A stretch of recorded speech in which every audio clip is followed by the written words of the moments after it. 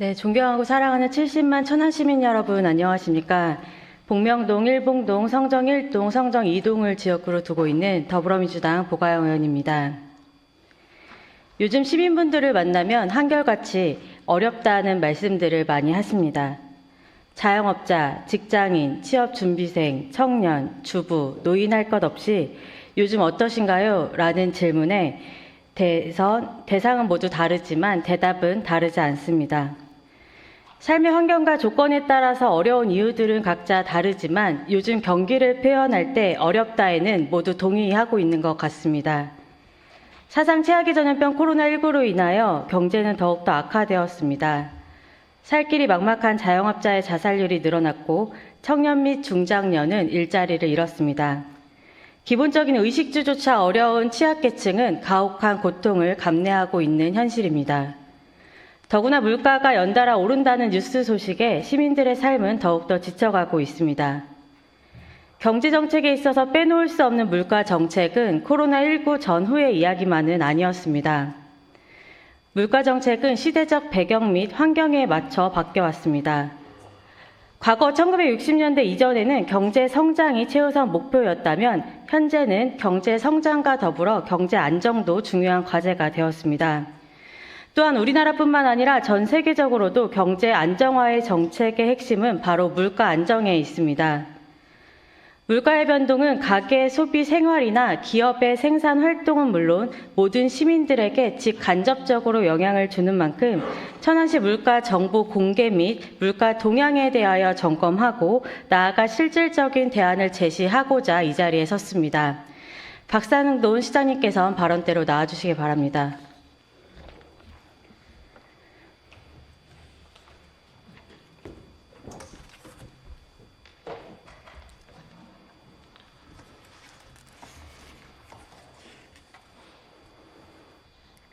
네, 시장님께서 시민분들을 만나실 때 천안시가 물가가 너무 비싸다라는 이야기를 혹시 들어본 적이 있으실까요? 네, 들어본 적이 자주 있습니다. 네, 본 의원도 지역을 다니다 보면은 시민분들께서 천안시는 왜 이렇게 타 지역보다 물가가 비싸냐라는 이야기를 많이 듣곤 합니다.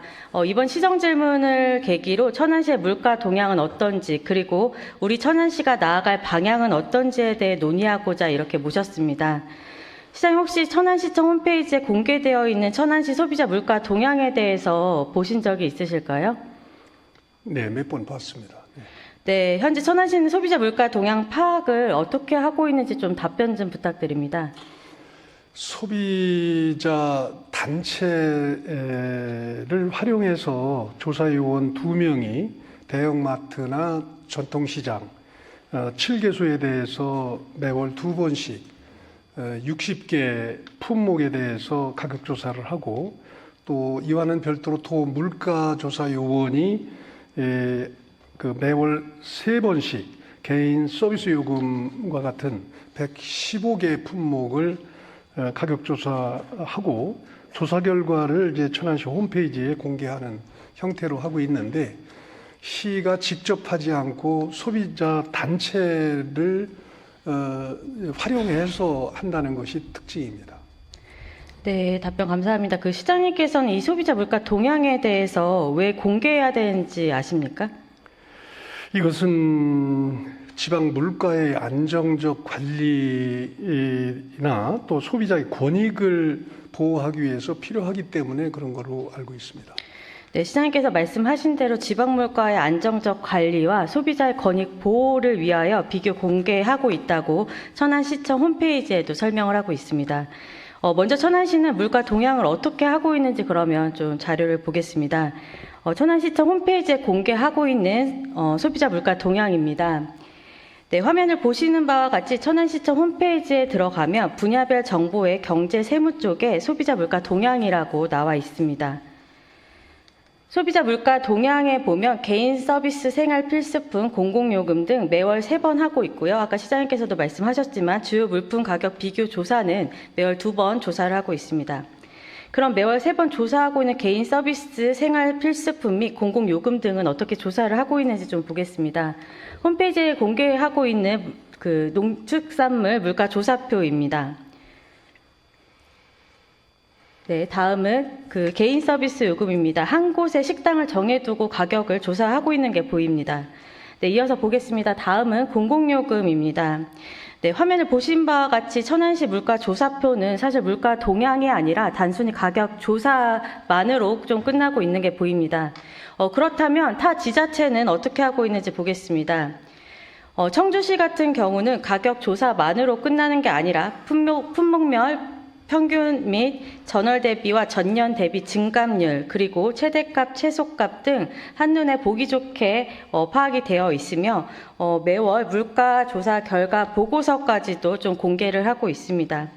그리고 성남시나 용인시 같은 경우도 마찬가지입니다. 성남시 같은 경우도 경제 물가 동향, 그리고 장바구니 물가 및 우리 동네 물가를 따로 구분해서 공개하고 있으며 하다못해 읍면동 단위까지도 가격 비교를 해서 물가 동향을 파악하고 있는 게 보입니다. 네. 물가 동향이란 물가가 오르고 내리는 움직임이라고 국어 사전에도 좀 설명을 하고 있습니다. 하지만 천안시의 물가 동향은 홈페이지에 공개된 것만 보더라도 타 지자체에 비해서 데이터나 통계, 정보 등 소비자 물가 동향 파악이 많이 부족하다고 생각하는데 시장님께서 어떻게 생각하실까요? 전적으로 동감입니다. 네, 답변 감사합니다. 네, 그렇게 본의원이 홈페이지에 공개하고 있는 가격 조사를 토대로 최근 5년간 천안시의 물가 동향에 대하여 평균값 및 증감률을 직접 비교 분석했고, 품목이 너무 많기 때문에 몇 개 품목만 좀 추려서 자료를 만들었습니다. 근데 그 115개 품목별 데이터를 조금 더 세부적으로 분석하고자 했지만 여러 가지 분석을 하는 과정 중 과연 이 데이터가 신뢰할 수 있는 데이터인가라는 의문이 들었습니다. 그렇게 지금부터 보여드린 PPT 중 농축산물 및 공산품, 그리고 개인 서비스 요금은 PPT로 참고해 주시고 공공요금으로 바로 넘어가겠습니다.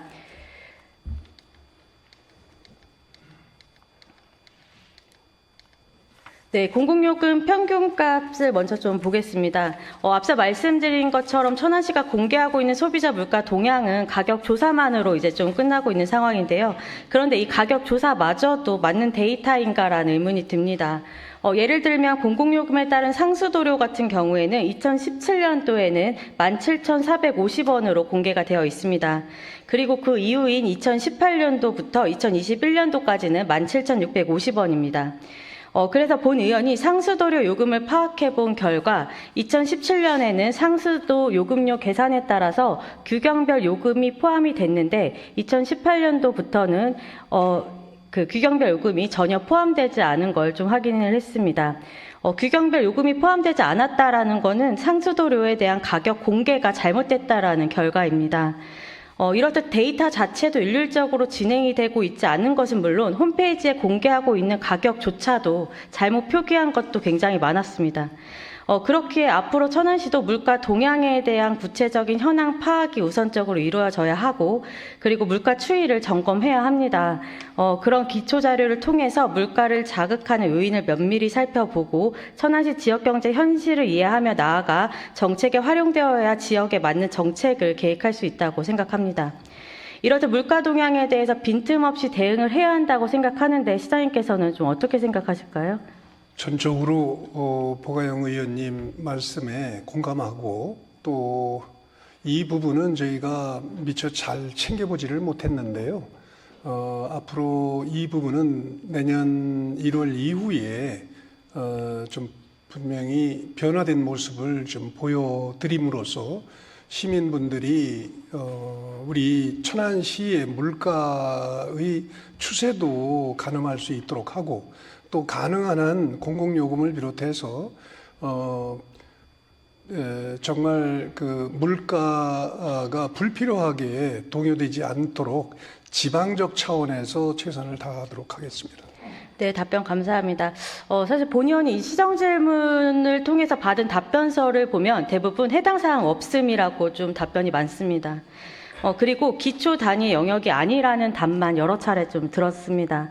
사실 이 물가 동향에 대하여 역사를 좀 말씀드리자면 1995년 자치단체장도 민선으로 하게 되면서 기획재정부가 관리하던 23개 공공요금 가운데 11개 공공요금 관리 주체를 지방자치단체로 이관을 했다고 합니다. 지방자치 시행과 공공요금 관리 주체 이관으로 지역경제의 경기 조절이 지방자치단체의 소관 업무가 되면서 지방자치단체의 공공요금 관리는 중요한 지역의 경기 조절 수단이 되었습니다. 이처럼 지역 경기에 따라서 공공요금이 조정이 되어야 하기에 전반적인 지역의 물가 동향은 필수라고 전문가들도 말을 하고 있습니다. 네, 특히 공공요금은 물가 안정에 관한 법률 및 동시행령에 따라서 공공요금 산정 기준을 결정하게끔 되어 있습니다. 그런데 천안시뿐만 아니라 대부분의 지방자치단체에서는 소비자 물가 동향과 공공요금이 좀 따로 가고 있습니다. 부디 지역경제 정책에 있어서 필수인 물가 동향에 대하여 적극적으로 관심 가져주시길 당부드리면서 다음 질문으로 좀 넘어가겠습니다. 네, 경제정책에 있어서 하나의 데이터 지수를 보여드리고자 합니다. 우리가 흔히 신문이나 뉴스에서 자주 접할 수 있는 경제 용어가 있는데 그중 대표적으로 경제고통지수라고 있습니다. 시장님 혹시 그 경제고통지수라고 들어보셨나요? 국민들이나 주민들이 경제적으로 느끼는 고통, 어려움을 수치로 나타내는 지수라고 생각합니다. 네, 경제고통지수란 이제 시장님께서 말씀하신 것처럼 일반 국민이 실제 피부로 느끼는 경제적 고통을 수치로 나타낸 것을 말합니다. 이 지수는 소비자 물가 상승률과 실업률을 더한 지표로 이 지수가 높으면 높을수록 국민이 체감하는 삶의 고통은 늘어난다는 뜻입니다. 본 의원은 통계청에 있는 소비자 물가 지수 및 실업률에 대한 자료를 근거로 하여 천안시 및 유사 인구의 지방자치단체와 비교해서 경제고통 지수가 어떤지 직접 계산을 해봤습니다. 화면에 보시다시피 천안시의 소비자 물가 지수는 2020년 기준으로 104.62로 전국 대비 0.8 낮은 걸로 확인할 수 있습니다. 또한 2016년과 2017년에는 청주시보다도 소비자 물가 지수가 높은 걸로 확인이 되었습니다. 다음은 소비자 물가 지수에 따른 전년 대비 상승률을 본 의원이 분석해 봤습니다. 천안시 같은 경우는 2017년도에 2.0%로 2016년인 전년 대비 상승률이 가장 높은 걸 확인할 수 있었습니다. 다음은 통계청에서 공개하고 있는 천안시 실업률 현황입니다. 2017년 2.8, 2018년 1.8, 2019년 2.3, 2020년 3.2로 확인이 됩니다. 천안시 같은 경우 2018년도에는 전년도 대비 실업률이 조금 줄어들었지만 2019년도 이후에는 계속해서 실업률이 높아지고 있습니다. 특히 2017년도에는 성남시보다도 실업률이 높은 걸 확인할 수 있었습니다. 다음은 경제고통지수입니다. 본 의원이 직접 소비자 물가 상승률과 실업률을 합산한 결과입니다. 천안시는 2017년도에 경제고통지수가 4.8이며 2018년은 3.1, 2019년은 2.4, 2020년은 3.7로 확인할 수 있었습니다. 그런데 2019년도 경제고통지수에 비해서 2020년도 경제고통지수가 1.3 상승률로 전국 대비 및 성남시, 청주시, 전주시, 창원시보다도 가파른 상승세가 보여지고 있습니다. 2020년 경제고통 지수만 놓고 본다면 다른 지방자치단체보다 낮은 수준에 있다고 보여지지만 2019년도 대비 2020년도 상승률은 전국 및 타 지자체보다도 높은 상승률을 보이고 있음을 확인했는데요. 이는 곧 타 지자체보다도 천안시 시민분들의 경제고통이 굉장히 가파른 속도로 올라가고 있다고 보여지는데 시장님께서는 어떻게 생각하실까요? 그 부분은 저는 동의하기가 좀 어렵습니다. 왜냐하면 전국 평균치에 비해서 훨씬 낮은 수준으로 지금까지 실업률이라든지 경제 고통지수 등이 유지가 되고 있다는 것은 충분히 참작할 만한 일이라고 생각하고요. 다만 유사 도시와 관계에서 다소 우리가 높은 그런 부분이 있다면 그 이유는 어디에 있을까? 이런 부분은 좀 개별적으로 또 좀 심층 분석이 필요할 거라고 생각합니다. 네, 맞습니다. 시장님께서 말씀하신 대로 전국 및 타지자체보다는 실제로 경제고통지수가 점수로 결과치로 보여졌을 때는 굉장히 낮은 수준에 보여지지만 아까도 제가 말씀드린 것처럼 2019년도 대비 2020년도의 경제고통지수의 가파른 성장도에 대한 분석도 좀 필요할 것 같아서 여기에 대해서 그런데 좀 이제 말씀드립니다. 그렇기는 하지만 잘 아시겠지만 2020년은 연초부터 그 코로나19로 인해서 이 전국 어디나 정말 경제적인 고통을 겪을 수밖에 없었고 그런 상황은 지금까지도 지속이 되고 있다는 점도 물론 감안을 해주셔야지 천안 시민분들이 우리만 이렇게 고통을 겪는 걸로 생각을 하시는 것은 부당하다고 생각합니다. 우리만 고통을 겪는다고 말씀드리는 건 아니고요. 타 지자체보다도 조금 더 높은 가파른 상승세를 보이고 전국 있다라는 평균치보다 얘기를 드립니다. 훨씬 낮은 수준으로 유지되고 있다는 점도 감안을 해주셔야 된다는 네, 어쨌든 뜻입니다. 결과도 중요하지만 과정도 저는 굉장히 중요하고 거기에 따른 데이터 분석도 굉장히 필요하다고 생각합니다. 어쨌든 경제고통지수는 소득 증가율이나 소득 분배 상황 그리고 경제 성장 등의 내용이 제대로 반영되지 않았다는 한계는 있습니다. 다만 각국의 국민들이 느끼는 삶의 고통을 계량화할 수 있는 유일한 지수이기도 합니다. 그렇기 때문에 대부분의 나라에서 이 지수가 많이 활용이 되고 있습니다. 본 의원이 이 지수를 보여드리는 이유는 대부분 경제고통 지수에 대한 자료는 광역단위 중심으로만 나오기 때문에 기초단위, 즉 천안시에 대한 지수가 필요하다고 느꼈고 지금 천안 시민의 경제고통 지수는 어느 정도의 인가에 대하여 공유를 하고자 이렇게 지수를 구했다는 말씀도 드립니다. 우리는 어떤 통계나 데이터에 있어서 가장 낮은 수준에 도달했을 때 급하게 관심을 갖고 정책을 펼칩니다.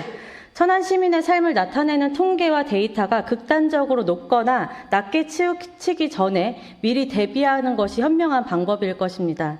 앞서 말씀드린 것처럼 이 지수가 천안 시민의 경제고통 지수를 전체를 대변할 수는 없지만 천안시의 소비자 물가 동향과 경제 지수, 통계 등을 통해서 구체적인 정책들이 활성화되길 바랍니다. 네, 잘 알겠습니다.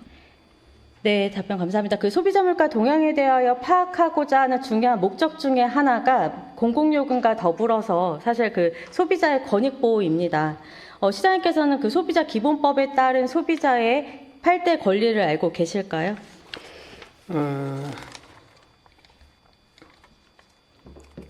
예. 그 소비자 기본법 제4조에서는 물품으로 인한 생명, 신체 또는 재산에 의한 우애로부터 보호받을 권리, 물품 등을 선택함에 있어서 필요한 지식과 정보를 제공받을 권리, 물품 등을 사용함에 있어서 거래 상대방과 구입 장소나 가격 또는 거래 조건 등을 자유로이 선택할 권리 등 8가지 그 권리가 소비자 기본법 제4조에 명시되어 있다고 이렇게 알고 있습니다. 네, 맞습니다. 그런데 과연 천안시는 소비자의 8대 권리를 보장받고 있는 도시인가 좀 보겠습니다. 법이나 조례에 따라서 소비자라고 표현하지만 결국에는 남녀노소 할 것 없이 천안 시민 전체가 소비자입니다.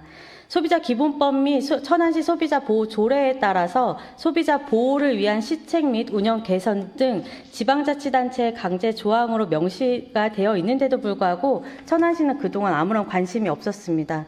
또한 담당하는 부서는 법에 따라서 강제 사항인 소비자 보호 교육도 해당 사항 없음으로 답변서를 제출했다가 보조금을 받고 있는 소비자 단체에서 하고 있는 내용을 뒤늦게 알았습니다. 천안시 소비자 상담 건수도 마찬가지입니다. 시장만 한 채 제도와 행정이 뒷받침되지 못하고 해결 방법을 찾지 못하는 건 직무유기입니다. 이처럼 천안시는 지방 소비자의 권리를 보장받지 못하고 있다고 생각하는데 시장님께서 어떻게 생각하실까요? 그런 부분이 있다면 앞으로 당연히 적극적으로 시정을 해 나가야 된다고 생각합니다. 네, 사실 지방 소비자에 대한 무관심은 천안시뿐만은 아니었습니다. 대부분의 지방자치단체에서 지방 소비자에 대한 정책이 무관심한 게 현실이었습니다. 그렇기에 본 의원은 소외된 정책 중 하나인 지방 소비자와 관련하여 자문을 구하고자 충북 음성에 위치한 한국소비자원에 직접 찾아갔습니다. 그리고 한국소비자원을 통해서 받은 천안시 소비자 상담 건수 및 품목별 상담 내용 등의 자료를 분석해서 만든 PPT를 보여드리겠습니다.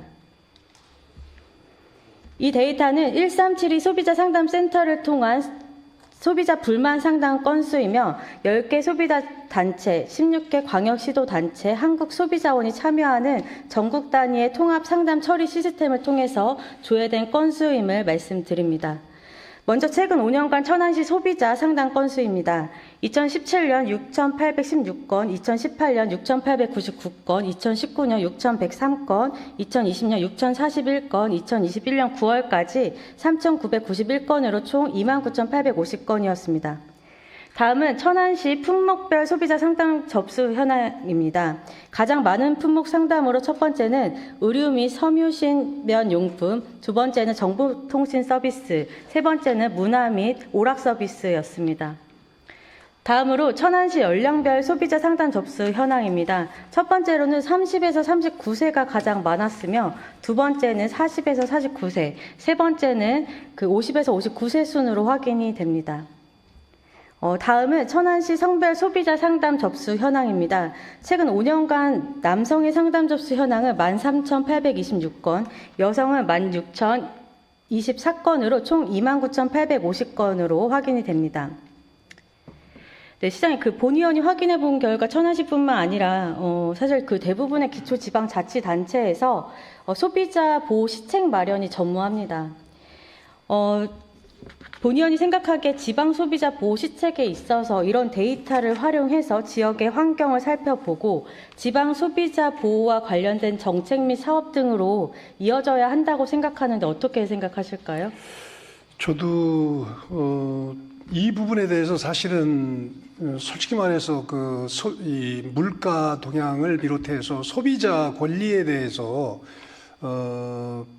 깊이 생각하지 못한 것을 저도 반성하고 있습니다.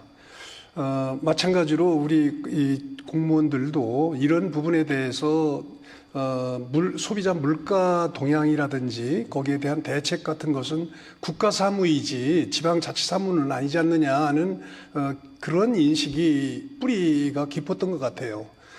그리고 실제로 그 물가를 안정화시킬 수 있는 수단이 지방자치단체로서는 특히 기초자치단체로서는 제한될 수밖에 없기 때문에 그런 타성에 젖어 있었던 것 같은데 그런 부분을 뿌리부터 다시 한번 적극적으로 한번 스크린을 해서 이런 부분에서 잘못된 관행이나 인식이 있다면 이걸 바로 잡아서 소비자 권리를 증대시킬 수 있도록 노력하겠습니다. 네, 감사합니다. 이어서 말씀드리자면 소비자보호법에 따라서 지방자치단체는 어린이나 노약자, 장애인 및 결혼 이민자 등 안전 취약계층에 대하여 우선적으로도 보호시책을 강구하여야 한다라고 강제 조항으로 명시가 되어 있습니다. 사실 지방자치제와 함께 1995년 소비자보호법에 지방소비자 행정에 대한 제도적 기반이 마련된 지 20년이 넘게 흘렀지만 여전히 지방소비자에 대한 행정은 첫 단추도 꿰지 못한 게 현실입니다. 이렇듯 지방소비자 행정에 대한 낮은 인식과 관심은 결국 지방소비자들의 삶의 질과 만족도 저하로 이어질 수밖에 없습니다. 부디 천안시도 본연의 역할에 더욱더 최선을 다해 주시길 간곡히 부탁드립니다. 네, 그렇게 하겠습니다. 네, 네, 박상도 시장님 수고하셨습니다. 네, 고맙습니다.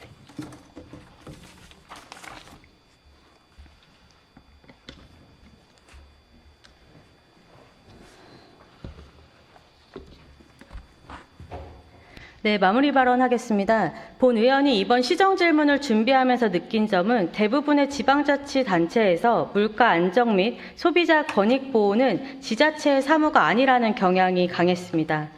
지방자치는 오래전 실시되었고 법에도 지방사무의 권한으로 이양했는데도 불구하고 여전히 지방자치의 업무가 아니라는 인식의 한계를 느꼈으며 여전히 걸음마도 못된 현실의 아쉬움이 더욱 컸습니다. 우리 정부는 중앙정부, 광역정부, 기초정부가 있다고 말합니다. 특히 기초정부는 시민들의 삶과 밀접한 관계를 맺은 생활정부라고도 불립니다. 30년이 흐른 현재 지방자치법이 전부 개정되었습니다. 지방자치 시대를 넘어 지방 분권 시대에 진입하고 있습니다.